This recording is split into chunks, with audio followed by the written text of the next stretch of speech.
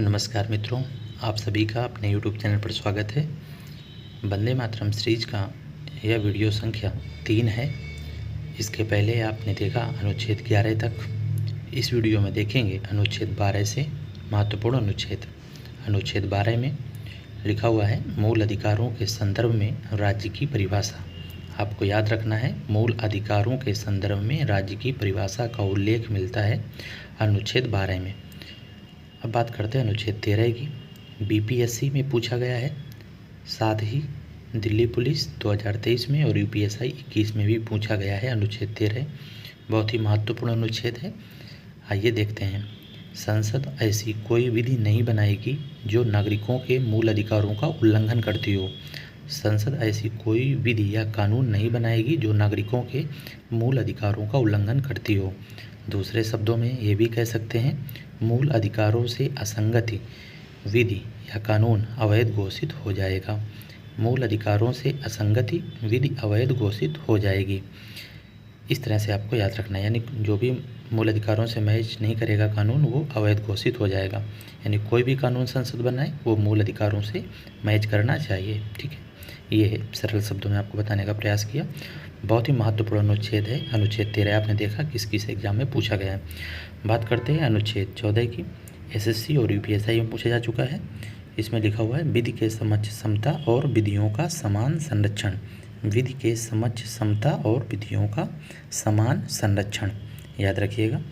बात कर लेते हैं अनुच्छेद 15। राज्य किसी नागरिक के प्रति धर्म, जाति, लिंग, मूलवंश एवं जन्म स्थान के आधार पर भेदभाव नहीं करेगा। याद रखिएगा, ये आधार कौन कौन से याद रखना है आपको। धर्म, जाति, लिंग, मूलवंश एवं जन्म स्थान के आधार पर भेदभाव नहीं करेगा। कितने आधारों का उल्लेख यहाँ पर है अनुच्छेद 15 में? 15 में 5 है, तो यहाँ पर भी 5 है। आपको इस तरह से याद रखना है, पूछा जा सकता है प्रश्न। धर्म, जाति, लिंग, मूलवंश एवं जन्म स्थान। अनुच्छेद 15 पूछा गया है कहाँ पर? BRSI 2023 और एसएससी में। बात करते हैं अनुच्छेद 16 की। लोक नियोजन में अवसर की समता। लोक नियोजन में अवसर की समता, यानी लोक नियोजन यानी जो भी सार्वजनिक नौकरियां होती है उसमें सभी को अवसर दिया जाएगा, यानी लोक नियोजन में अवसर की समता, ये मतलब है इसका। सरकारी नौकरियां जो होती हैं इसका उल्लेख यहाँ पर किया गया अनुच्छेद 16 में। यूपीएससी 21 से पूछा जा चुका है। और यहाँ पर क्या लिखा हुआ है, क्या आपको याद करना है? राज्य 7 आधारों पर भेदभाव नहीं करेगा। वे आधार कौन कौन से हैं? देखिए, 5 आधार तो आपने अनुच्छेद 15 में देख लिए हैं, तो आपको और अतिरिक्त याद रखने हैं। एक तो उद्भव और एक निवास स्थान, यानी धर्म, जाति, लिंग, मूलवंश एवं जन्म स्थान, साथ ही 2 आधार और उद्भव एवं निवास स्थान के आधार पर राज्य भेदभाव नहीं करेगा लोक नियोजन के क्षेत्र में। ये थे महत्वपूर्ण अनुच्छेद। प्रतिदिन 5 अनुच्छेद आपको बताने वाले हैं। चैनल को सब्सक्राइब कर सकते हैं, वीडियो को लाइक कर सकते हैं। अगर आपको बातें स्पष्ट हो रही हो, कुछ भी सीखने को मिल रहा हो, तो आप लाइक कर सकते हैं।